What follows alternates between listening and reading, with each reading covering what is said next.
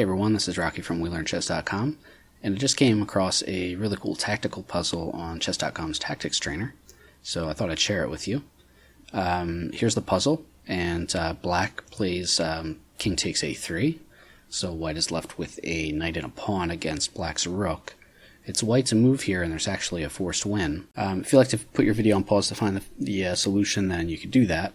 A couple things to think about are how you might go about trying to win. So obviously one idea is to just try to queen the pawn directly, and another idea might be to try to fork the king and the rook and then be able to queen the pawn. And there might be some other ideas as well. So you might want to think about your strategy first and then see if you can find the actual variation that wins. Okay, I'm going to give the solution now, but first just mentioning a couple ideas. So if you wanted to try to protect the queening square, well, you can't really get there fast enough with your king. And if you try to protect it with your knight, for example, well, if you try to play check with the knight on b5 and then come over to d6 so that you can protect c8, obviously the rook would be protecting b5. It could just snap off the knight, and then it would also be cutting off your king from the 5th rank, so you wouldn't be able to move your king up in time. If you just try to move your knight over through another route over to d6, so like for example f5 to d6, it's too slow because remember, at the very least, black has the idea of just getting behind the pawn and taking the pawn, leaving you with the knight, which is insufficient material. So at the very least, black can draw that way.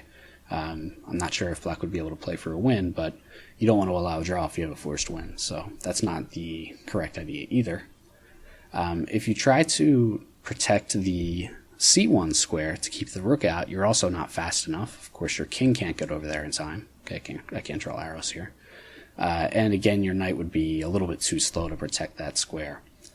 So the winning idea is actually to cut off the c-file first by playing knight c2. Now this has the advantage of coming with check, so the king has to move. And after the king moves, I don't think it matters too much where. Probably the king would want to stay off the b-file so that at the very least the rook could try to come back if needed. So probably king a2. But here you can just go ahead and push your pawn. So now the rook obviously can't come over to c1 and get behind the pawn, and the pawn is so far advanced that it can't even go to b8. Now black does have kind of a funny idea here to try for a trick, and that's rook b8 anyway. And I got this far in the problem, then I moved too fast and I got it wrong. If you look that if you promote to a queen here, it would actually be stalemate, because the knight has a3 and a1 covered, and then a queen would cover this whole b-file. That actually means that you also can't promote to a rook, so promoting to a rook would also be stalemate. Now, under promotion puzzles, you almost see promoting to a knight, because a knight is special and that can give check. And if you're going to under-promote to something that's less than a heavy piece, usually it's the knight, because you need to give a check to win an important tempo.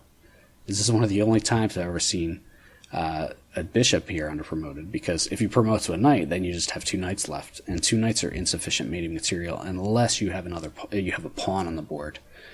2 knights and a pawn can actually mate.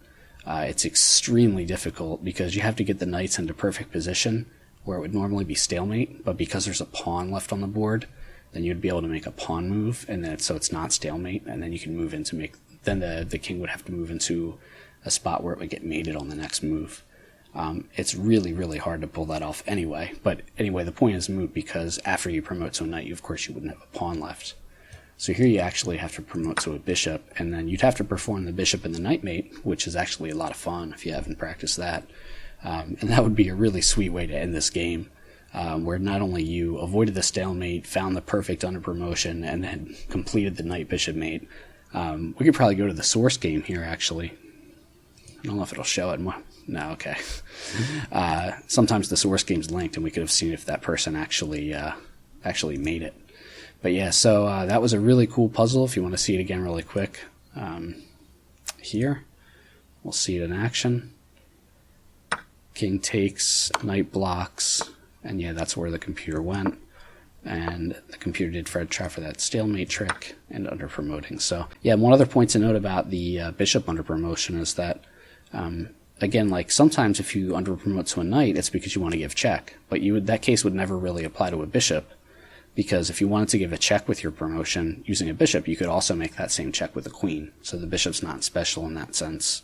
So this is one of the very, very rare times where it actually makes sense to underpromote to a bishop. I think I've seen maybe one other puzzle, but I can't even remember what the situation was. Anyway, I hope you enjoyed that, and I'll see you around for the next video.